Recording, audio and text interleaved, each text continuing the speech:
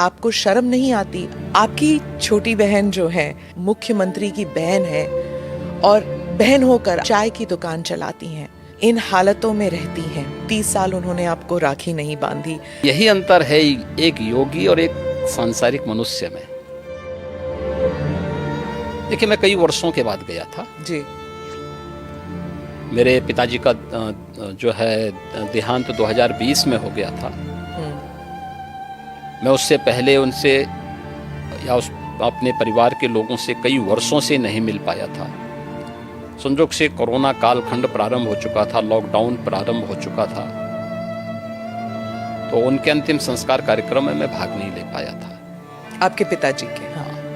तो मुझे जब गत वर्ष अवसर मिला था तो मैं अपनी माँ से मिलने के लिए जरूर गया था। तो स्वाभाविक रूप से एक माँ और पुत्र के बीच में जो संवाद होने चाहिए वही संवाद वहाँ पे हुआ। आप उनके अंतिम संस्कार के लिए नहीं जा पाए, पर जब वो आपसे मिलने आते थे, आप उस वक्त चीफ मिनिस्टर थे, तो वो एक आम नागरिक की तरह आते थे, सीएम के पिता के रूप में नहीं आते थे। नहीं, यहाँ वो कभी नहीं आए। वो मुझसे मिलने के लिए मेरी एक बार उनसे मुलाकात हुई थी नजीमाबाद में, और नजीमाबाद में मैं एक चीनी मिल के उद्घाटन में गया था। तो भाषण करते हुए मैंने देखा सामने जो है कोई बैठा है, तो मैं पहचान गया उनको। मैंने कहा भी तो मेरे पिताजी हैं लगता है। वो सभा के बीच में बैठे हुए थे।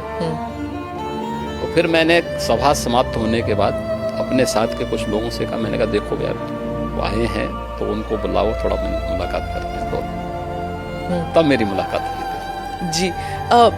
आपकी छोटी बहन जो है उन्होंने एक इंटरव्यू में कहा था कि 30 साल उन्होंने आपको राखी नहीं बांधी। 2022 में एक इंटरव्यू में उन्होंने कहा कि कई वर्ष पहले जब उन्हें पता लगा कि आप घर छोड़ के आप योगी बनने के लिए निकले हैं, तो उन्होंने कहा कि वो भिक्षा मांगने वाले संतों में आपको ढूंढ रही थी और मिले नहीं आप उन्हें। बहुत मुश्किल हुआ होगा ना उन्हें? देखिए, इस सबके जीवन में आता है, लेकिन मुझे लगता है कि इन चीज़ों को हमें जो है केवल अपने स्वयं के स्मरण के लिए रखना चाहिए, और स्वाभाविक रूप से सबके जीवन में आता है।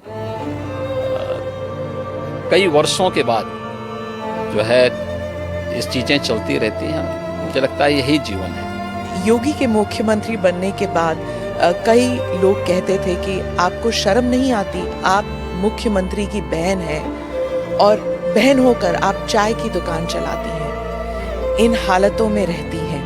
मैं उनको एक ही बात कहूँगी, मैं गरीब हूँ, ये मेरा नसीब है। शर्म तब आनी चाहिए जब आप कोई गंदा काम कर रहे हो, किसी के हक का छीन कर खा रहे हो।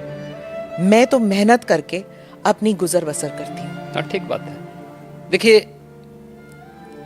व्यक्ति को कभी भी धन और वैभव संतुष्टि नहीं दे सकती है, और मुझे लगता है कि सबसे बड़ा योगी वह है जो स्वयं की मेहनत से संतुष्ट है, स्वयं के परिश्रम से संतुष्ट है। दूसरों की मेहनत से कुछ प्राप्त करना और फिर उसको छीन लेना, ये तो डकैती है। उसके अलग अलग रूप देख सकते हैं हम समाज में, और मुझे लगता है सबसे निंदनीय कर्म यही है। और यही अंतर है एक योगी और एक सांसारिक मनुष्य में।